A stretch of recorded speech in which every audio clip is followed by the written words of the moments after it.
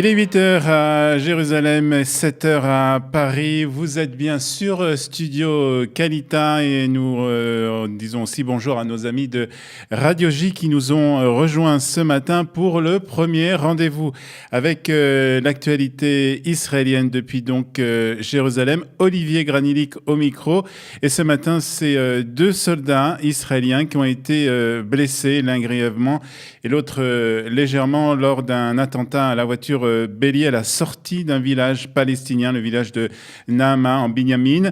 Les trois terroristes qui se trouvaient dans une voiture ont été abattus. Deux des trois terroristes, plus exactement, qui se trouvaient dans la voiture ont été abattus. Le troisième, légèrement blessé. La police des frontières et les forces armées ont été dépêchés sur les lieux.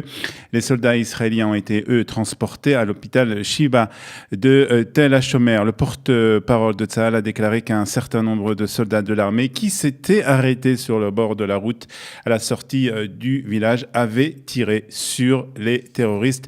Donc un attentat à la voiture bélier très tôt ce matin en Binyamin. Et puis des Palestiniens ont aussi lancé des ballons incendiaires. C'était hier en direction de villages dans le sud d'Israël.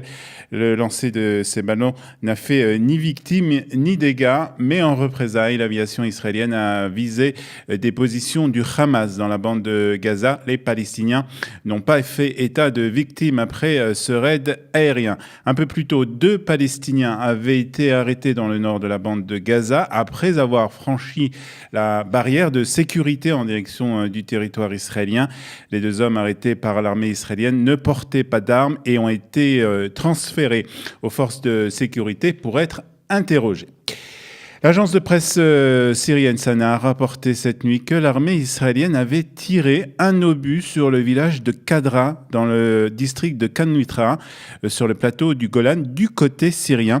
L'agence a ajouté qu'il n'y avait pas eu de victimes ni de dégâts après le tir de l'armée israélienne. Il y a un mois déjà, l'armée israélienne avait attaqué des cibles iraniennes sur le territoire syrien, en particulier Israël avait reconnu avoir tiré des obus en direction d'un hôpital détruit et désaffecté dans la ville de Kannuitra, causant seulement des dégâts.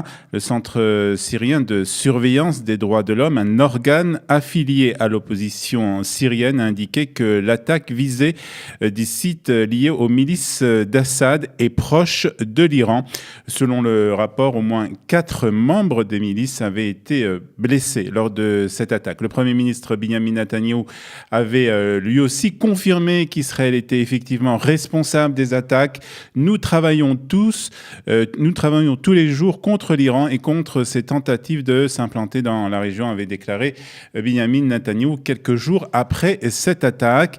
Pour le moment, l'armée israélienne se refuse de commander l'attaque qui a eu lieu, en tout cas cette nuit. Et le Premier ministre israélien Benjamin Netanyahou a salué aussi la décision britannique d'interdire entièrement le Hezbollah libanais. Benjamin Netanyahou s'est entretenu hier avec son homologue britannique Theresa May. La Grande-Bretagne avait annoncé en effet le 25 février dernier considérer le mouvement chiite libanais Hezbollah dans son intégralité comme une organisation terroriste et non plus seulement son aile militaire. Le Hezbollah est allié de l'Iran et comme lui l'un des plus grands ennemis d'Israël. La distinction entre les branches politiques et armées est artificielle, les deux étant contrôlés et soutenus par l'Iran, avait déclaré l'ambassadeur d'Israël aux Nations Unies, Danny Danon. Cette distinction permet au Hezbollah de lever des fonds sur le sol européen, avait-il ajouté. Et puis hier, en ouverture du Conseil des ministres, le Premier ministre israélien Benjamin Netanyahou a appelé les pays européens à adopter la nouvelle ligne politique du Royaume-Uni. La semaine dernière, la Grande-Bretagne a décidé d'interdire totalement le Hezbollah et j'appelle tous les pays européens à en faire de même, a demandé hier Benjamin Netanyahou. Et le procureur de l'État, Shai Nitzan, a rejeté en bloc les accusations du Premier ministre israélien, selon lesquelles l'intention du procureur général de l'inculpé était motivée par des raisons politique.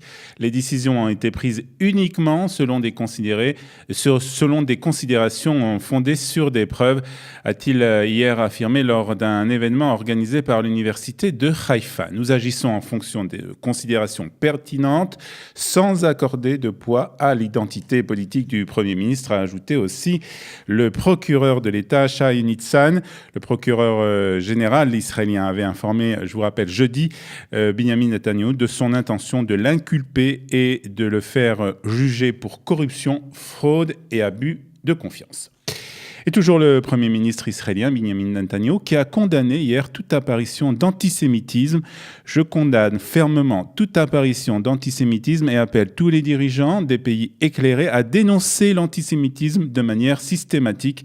C'est ce qu'a déclaré hier Benjamin Netanyahou avant le Conseil hebdomadaire des ministres. Benjamin Netanyahou a également salué le fait que de plus en plus de pays considéraient l'antisionisme comme une forme d'antisémitisme, comme l'a fait Emmanuel Macron il y a quelques semaines. Je vous rappelle qu'une stèle marquant l'emplacement d'une ancienne synagogue dans la ville de Strasbourg, détruite par les nazis en 1941, avait été vandalisée. C'était dans la nuit de vendredi à samedi. Et puis, quelques nouvelles de l'Eurovision, avec la chaîne publique Cannes, qui a suspendu hier la vente des billets pour l'Eurovision 2019 après avoir remarqué des soupçons d'irrégularité. En effet, dans un communiqué, la chaîne de télévision Cannes a déclaré avoir demandé à l'IN, qui est le bureau de vente des billets pour l'Eurovision, de suspendre toute vente jusqu'à nouvel ordre, après que le comité de vigilance du diffuseur a fait part de soupçons de revente sur le marché noir de centaines de billets. Certains billets auraient été revendus même 3 fois plus cher que leur prix d'origine, jusqu'à, selon certaines informations, jusqu'à 10 000 shekels parfois. Cannes a indiqué que son comité de vigilance avait aussi identifié une tentative d'intervention dans le processus de vente pour les meilleures places de la salle à des cadres du monde du sport et des médias, ce qui est contraire aux directives du comité de direction du diffuseur. Le ministre de la Sécurité publique, Gilad